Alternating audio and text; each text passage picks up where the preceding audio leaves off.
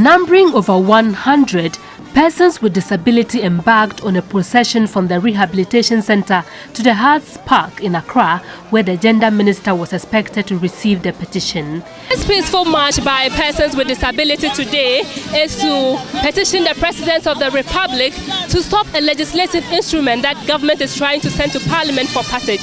According to the persons with disability, they don't want the legislative instrument, rather they want the law to be amended, which they say lacks basic things and that infringes on the rights of persons with disability. The group said the disability law is silent on many issues such as lack of protection of the right to life, lack of specific protection for women and children with disabilities, and no provision for privacy. Ghana as a country has adopted an inclusive education policy, so it means that that policy doesn't have any clear basis because the law is looking at the left and the policy is looking at the right.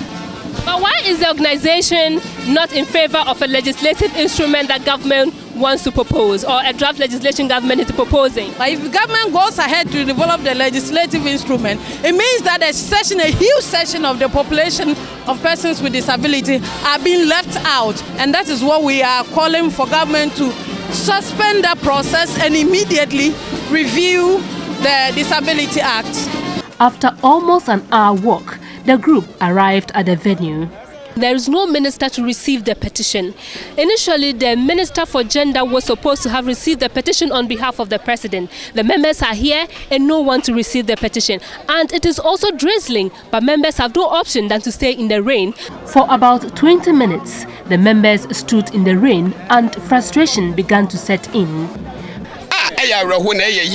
Was the ministry not aware that you'll be bringing a petition here? We actually sent a notice to the ministry, and the chief director told us that the minister will not be available today. And to our surprise, then we hear that they are organizing an event at which the minister is addressing them. Finally, the Deputy Minister of Gender, Children and Social Protection, the Lasowa, arrived. We will sit down and resolve because we invited GFD. To whom did you invite? Whom did you invite? If I, the president, was not invited, or my chief executive was not invited, who did you invite? The petition was then presented by the President of the Federation, Yao Ofori-Deborah. The Deputy Minister promised to work with the Federation to address the outstanding issues.